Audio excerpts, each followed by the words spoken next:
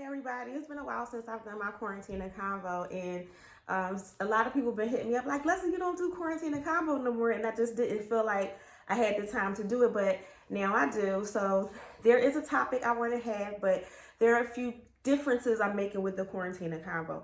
I don't think I'm going to do it live anymore. I'm going to pre-record it, upload it on my Facebook, and likely my personal Instagram. If you don't follow me on Instagram, please feel free. That's girl les underscore. I think that's it. And I post nothing but pictures of me. The kids, they don't take pictures with me anymore. They're done. And the food I cook and things that I do. So feel free. But I don't think I'll be doing it live anymore. Now, if you think, Leslie, you should keep doing your quarantine and convo live, let me know. I'll go back to it. It's no big deal. But I have a few updates I'm going to make on here at the end. But for today, my quarantine and convo has to do with Married at First Sight. If you watch Married at First Sight, please, please, please comment on this video. Now, I know some of my Facebook friends definitely watch it because you guys post about it. I comment on it, or if I post like something about it, you guys comment on it. So if you watch Married at First Sight, this is the quarantine convo for today, okay? Number one, I should have had bullet points, but I didn't write this down, okay? But number one, what were the experts thinking this year? I feel like they've been getting it wrong a lot lately, like the last few seasons. I'm going to give New Orleans a pass because I really think that Imani and I forget her husband's name, Woody. I think they're a really cute couple. I actually even follow them on Instagram, and like their little stories are so cute, you know. And I think they were redeeming. Just that one couple was redeeming enough for me to be like, okay, I won't say it about New Orleans. But Married at First Sight Atlanta, what were they thinking? Who are they matching up? Did they just say, let's match the most train wreck of people up and let's just let it play out on TV, and so it could just be a shit show, you know? And when I watched that show, like I've watched it from season 1 up until now, it never came off like that. But this season really has me watching it like, am I watching Basketball Wives? Which I don't even watch anymore. But I feel like I'm watching an episode of Basketball Wives. The way that these matches were. So the first conversation is, what were they thinking? I'm not a match expert. I don't match people. I don't do it professionally. I barely hook up friends with other friends. Like I really don't even get into that. But I wouldn't have even matched these people together. So my number one thing is, what were they thinking? That's number one. Number two, we have to. You know what? I'm gonna save that couple for later because it's just too much to discuss. Too much conversation for the quarantine. Okay. The next thing, the couple where the husband's a pilot. Now I'm bad with remembering names. I don't remember names. I just remember their backstories. Okay, but the couple with the pilot and the party girl, who in the world would have thought to say these two are going to make a good couple? This lady wants to go drink and party. She says from Thursday till Saturday or Sunday, it's party time. This man is 35, 36 years old. Like, I get it. Me at 41, don't get me wrong. Me and my girls will go out and turn up now. But I don't want to party all weekend. I don't want to party every month. You know what I'm saying? Like, I'm 41 years old. It's like at a certain point. And then, and he said, I think he's 36, 37. Around that age, you kind of do start falling back. Why would they set him up with some girl that's 27, 26 years old who talking about she getting drunk all weekend? That makes no sense. I'm like, what idiots thought that this was okay? I mean, she's not in that stage of her life. She wants to have a good time. And you can't be mad at her. But I'm trying to understand why they thought that this couple was a good couple, was a good match. Nowhere hardly a good match, okay?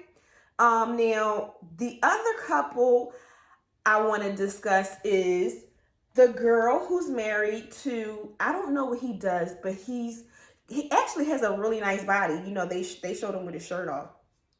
And she was the one that was saying like, oh, well, I'm really like, you know, a person who is by myself and I'm used to doing things alone and it's hard for me. Honey, if it's hard for you, if you like doing things alone and you know you need your you time all the time, you shouldn't have signed up to get married. Now, listen, I've been married twice. Most people on here know it's no secret on my end. I have no shame in my game.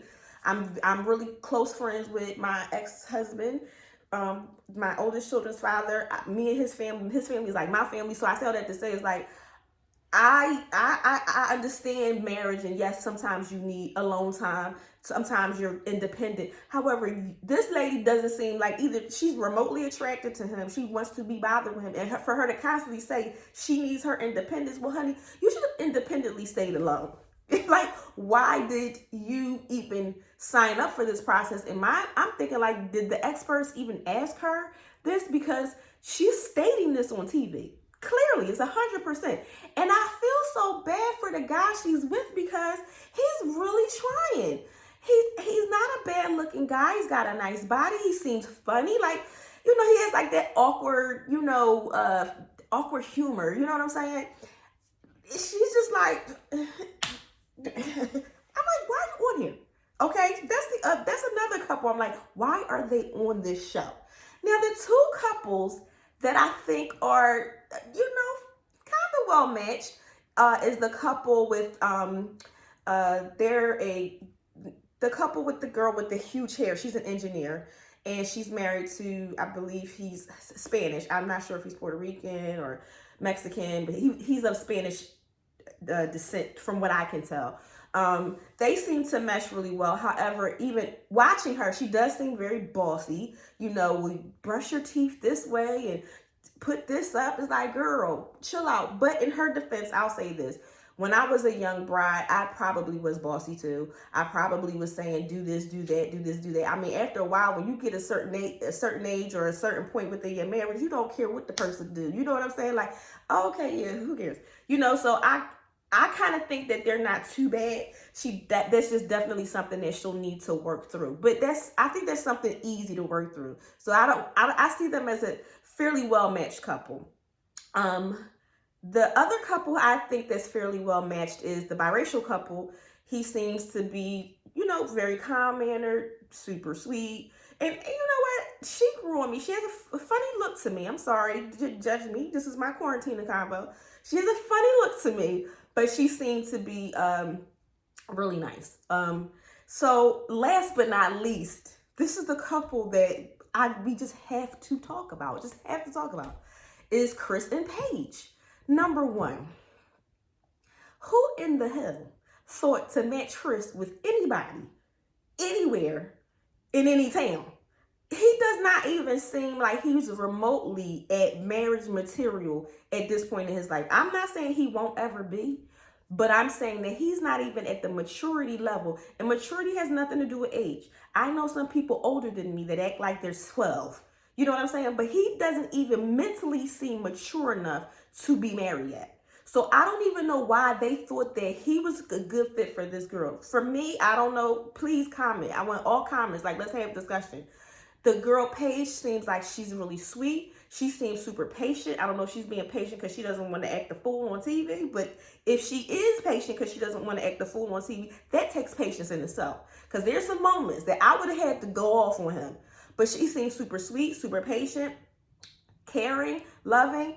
And they matched him with a whole complete, excuse my French, dick. Like, why did they think that this couple would be a good couple? I just don't get it. Number one, the whole I'm not attracted to you thing. As somebody, looks really don't mean anything to me. And looks haven't meant anything to me since college. Character means something to me. How you treat me means something to me. Can you protect and provide for me? That means something for me. That really, as a person, makes me find you attractive, not necessarily your looks. However, I do understand that people do say that I have to be physically attracted to you on some level. So I do get it. I understand it. And to me, and I'm not trying to be shady, y'all can kill me in the comments if y'all want to. I do find Paige to be a very odd beauty. I'm not saying she's unattractive. I'm not saying she's ugly. I find her to be an odd beauty. And when he said, you're not typically the type of girls I date, and when I kind of watched his demeanor, I already knew what kind of girls he dated, and I knew it wasn't her. It was no dig against her, but I knew it was a very superficial, and they're, I'm doing I'm contouring. Oh, look what babe boy. Like you could tell he's into that type of chick. He wasn't into somebody who was a caring, loving person like she was. And I physically, I knew what kind of woman that he probably is used to dealing with. So, okay, like at least you're honest about not being attracted to the person. However, to not be attracted to somebody and have sex with them twice and then tell them that, like, come on, what? If you're not attracted to me, if we have to grow into this attraction, because sometimes it's been people that I didn't find attractive, but I spent time with them. I had conversation with them. Like, we did things, and I'm like, wait a minute, this brother looking kind of cute. You know, and initially I didn't think that they was. So I totally understand. But you should have took the time out to build attraction. But no, you had sex with this lady twice, and then say, well, you know, I'm not attracted to you. What? I mean, that would have been like like if I was doing the process, I don't know, I would have been like, what? I don't even know how far we would have gotten from there. But let's get to when they get to Vegas, y'all. Let's get to Vegas. First of all, why does this man cry so much? And maybe I shouldn't say that. Men can have emotions. Men can cry too. But you're crying about situations that you perpetuate. It's not like you're crying about a situation that she's coming in with or she's doing certain things. You're doing these things. And you're sitting up here crying. I just don't understand all these tears. But I digress. The baby. First of all, I don't understand how the experts let this man even participate in this process if he had already been engaged 3 months prior to coming on this show. Let's for devil's advocacy's sake, say that they didn't know. Okay? So I'm gonna give they didn't know. So you're on a show and you were engaged to somebody 3 months ago. This somebody calls you up and says that they're pregnant. Me, at that point, considering this man done said to me he not attracted to me, and he done had sex with me after he told me this, and you got a baby coming on the way because you was engaged 3 months ago, and I just met you, I'm out, bro. I'm out, buddy. Have a good life. That wouldn't even for me be something that I'm even going to give my time to, because clearly you're an idiot. You know what I'm saying? You let coos. You know, and you like, no, we're done. I have no prior history with you. Sometimes we as people, I was going to say we as females, but men put up with a lot of things too. But sometimes we as humans, we'll put up with a lot of things for somebody we have a history with. You know, we had time invested in, all of those things. They had 3-4 days invested. So me and you don't know each other but 2 seconds. So goodbye. That's enough. See you later. Sorry, sayonara, sucker. Adios. Like, I would have packed my bags and been like, production, put me in another room, because I will not be staying in that room with him anymore, okay? So that's number one. And then, you know, like, okay, she decides to stay, and okay, and he's saying, well, I am attracted to you now, and this, that, or the third, and okay, cool.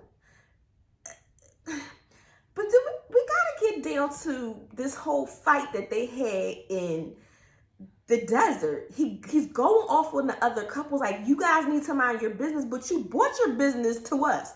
He could have easily talked. Like, I'm not talking about that with them. He's flipping out. He's cussing and telling people to shut up and mind their business and going off on women. I was like, oh my goodness. I was embarrassed as a black woman to see a black man on TV acting like that. If you did it and you told these people, you put it out there, own it. The girl could have called you and said she was pregnant. You didn't tell nobody. You could have kept it to yourself. They didn't have to know your personal business if you didn't want that out there. So, like, see him kind of going off on people was weird to me. And then even for me, watching the dinner, please give me a comments about this. Watching the dinner, I didn't feel like the guy with the young wife was wrong when he said, listen, moving forward, if you have to address a situation, don't address me, don't talk to my wife like that. Any real husband is going to say that, because he was going off on them women type crazy. You know what I'm saying? If that's my husband and he's going off on women, first of all, I'm going to pull my husband to the side like, you're not going to do that. I'll handle this. You know, and that didn't happen. He was going off on those women. So I didn't feel like he was wrong. I don't care if you apologize to the table or what. I didn't feel like he was wrong to say, listen, moving forward, address me. We don't even have to address each other, but don't talk to her like that. So I'm going to wrap it up with my quarantine convo on him telling this girl, before, as they're packing and leaving, that he wants to raise his child in the same home as him. He don't want his child raised by nobody else. I can understand that. He had the conversation with her that he still loves her. And they had a conversation about them possibly getting back together. That would be it. If the other crazy bullshit he did wasn't enough, that right there would have been it. Get me a separate card to the airport. Get me on a separate flight. I'm blocking you. Matter of fact, I'm not even blocking you. I'm changing my number. I don't want any further contact from you because you're crazy. And then it seemed to me, tell me if I'm wrong, guys. It seemed to me that when he came back in, or when she came back in, his conversation kind of switched up. Like, well, no, I wasn't saying it like that. We had the conversation, but it wasn't like that. Well, what was it like? Because it was 2 days ago. You know what I'm saying? So it's just, now, it made for good TV because I'm like, what is Chris and Paige about to go through right now? You know what I mean? But yeah, please comment on this quarantine convo. Yes, it's at 16 minutes. I know I went overboard or overtime with my quarantine convo, but okay. It's Friday night. It's all this ice and snowing around. You don't have nothing else to do. You better just watch it. I'm going to end it off on this note. Guys, I have a lot of stuff coming soon with my food and my baking. You guys see me posting all the meals that I cook for my family online. I'm going to be starting up a little something. I'm not going to give all details out, but it will be coming soon, very soon, with the meals that I post for you guys to have a chance to partake in and purchase them. That'll be coming forward. Also, I'm getting back into baking my pound cakes and things of that nature, and just baking in general. So that'll be forthcoming as well. I want to get something really professional to present to you guys. So I'm not going to give too much out, but please keep it in mind it is forthcoming.